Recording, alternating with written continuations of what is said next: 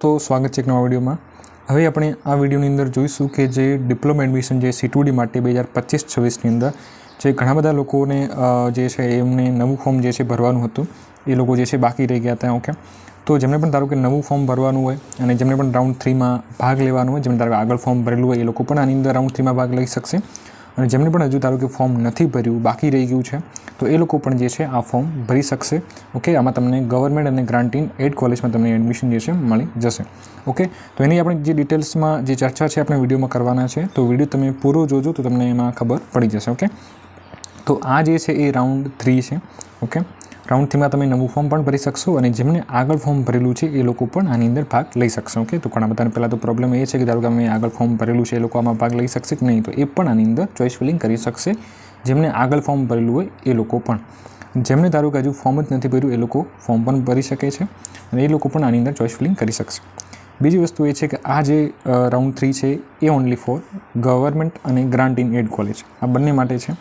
જે લોકોને ધારો કે પ્રાઇવેટ કોલેજમાં એડમિશન લેવું હોય તો એમને અહીંયા સ્પષ્ટ લખેલું છે કે ભાઈ સ્વનિર્ભર સંસ્થાઓ ખાતે જે ખાલી બેઠકો જે છે, તો મેં તમને જે એની ઓલરેડી માહિતી આપી દીધી છે ભાઈ કેટલી કોલેજમાં કેટલી સીટો બાકી છે C2D માટે।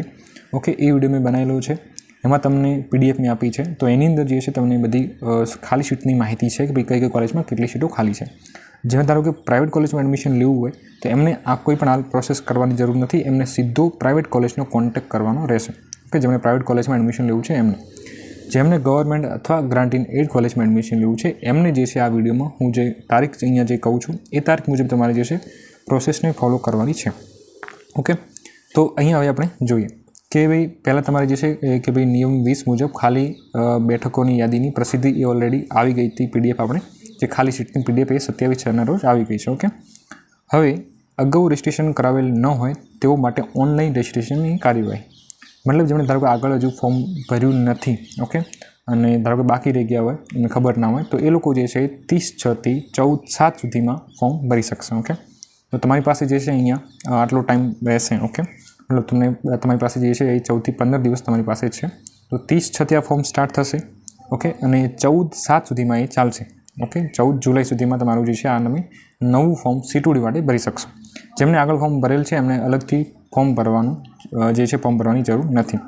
ઓકે, એના પછી જે લોકો નવું ફોર્મ ભરશે એમને મેરિટ જે છે એમનો મેરિટ નંબર આવશે। એ ક્યારે આવશે? એમનો 18/7ના રોજ આવશે।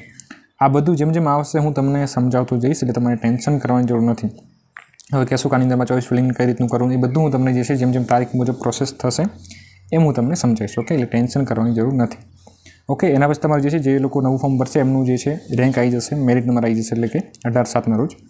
એના પછી મેરિટ નંબર ધરાવતા ઉમેદવારોએ સંસ્થાની ઓનલાઈન પસંદગી એટલે કે ઓનલાઈન ચોઇસ ફિલિંગની કાર્યવાહી ફક્ત સરકારી અને અનુદાનિત સંસ્થાઓ માટે એટલે કે ગવર્મેન્ટ અને ગ્રાન્ટીન એડ કોલેજ માટે તમારે ઓનલાઈન ચોઇસ ફિલિંગ કરવાની છે। જે લોકોએ જે છે નવું ફોર્મ ભર્યું હોય એમને પણ, અને જે લોકો રાઉન્ડ 3 માં એપ્લાય કરવા માગે છે, જે આગળ ફોર્મ ભરેલ છે એ લોકો પણ આની અંદર ચોઇસ ફિલિંગ કરી શકશે। ઓકે, રાઉન્ડ 3 માં પાર્ટિસિપેટ થઈ શકશે। એ ક્યારે થશે તો કે 18/7 એટલે કે 18 જુલાઈથી 22 જુલાઈ સુધીમાં તમારે જે છે આ પ્રોસેસ તમે કરી શકશો। મતલબ ચોઇસ ફિલિંગ તમારે એમાં કોલેજ એડ કરવાની છે, કઈ રીતની એડ કરવાની છે જ્યારે પણ આવશે ત્યારે હું તમને વિડીયોમાં સમજાવી દઈશ। ઓકે, ઓનલાઈન ચોઇસ ફિલિંગ કરશું એનું રિઝલ્ટ ક્યારે મળશે? ભાઈ પ્રવેશ ફાળવણી એટલે કે અલોટમેન્ટ, તો એની જે પ્રસિદ્ધિ જે છે એટલે કે એનું રિઝલ્ટ તમને 25 જુલાઈ એટલે કે 25/7ના રોજ તમને એનું રિઝલ્ટ જે છે મળી જશે। ઓકે, એનું રિઝલ્ટ મળ્યા પછી ઓકે તમારે જે છે એડમિશનને કન્ફર્મ કરવાનું રહેશે એટલે કે પ્રવેશ કાયમ કન્ફર્મ કરાવવા અને ઓનલાઈન ફી ભરવાની કાર્યવાહી, તો એ ક્યારે થશે તો 25/7થી લઈને 30/7 સુધીમાં રહેશે। ઓકે, તો તમારું જે એડમિશન જે છે તમે 25/7ના રોજ રિઝલ્ટ આવી જશે, તો 25/7થી લઈને તમે 30/7 સુધીમાં એને તમે કન્ફર્મ કરી શકશો।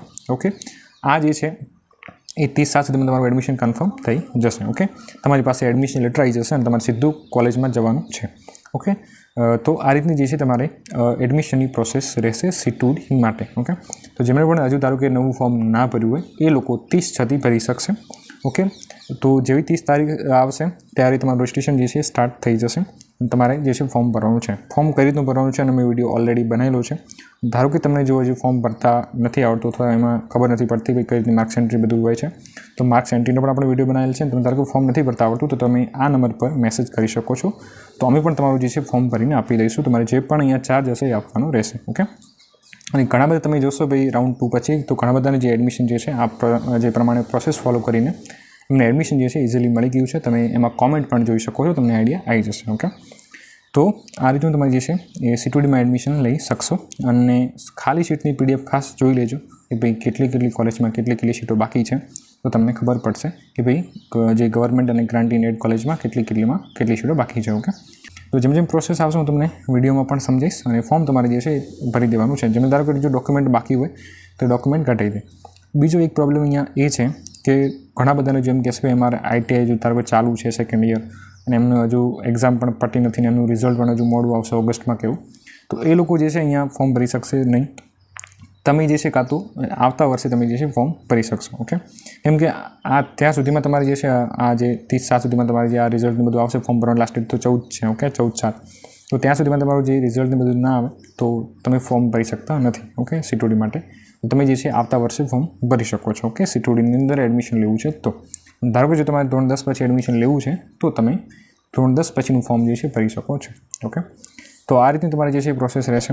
તો ચેનલને સબસ્ક્રાઈબ ખાસ કરી લેજો અને WhatsApp ગ્રુપની અંદર જોડાઈ જજો, જેથી કરીને તમને બધી આગળની માહિતી જે છે મળતી રહેશે. ઓકે, તો ચેનલને સબસ્ક્રાઈબ કરવાનું ભૂલતા નહીં. તો મળીએ નેક્સ્ટ વિડીયોમાં. ત્યાં સુધી જય હિન્દ, જય ભારત.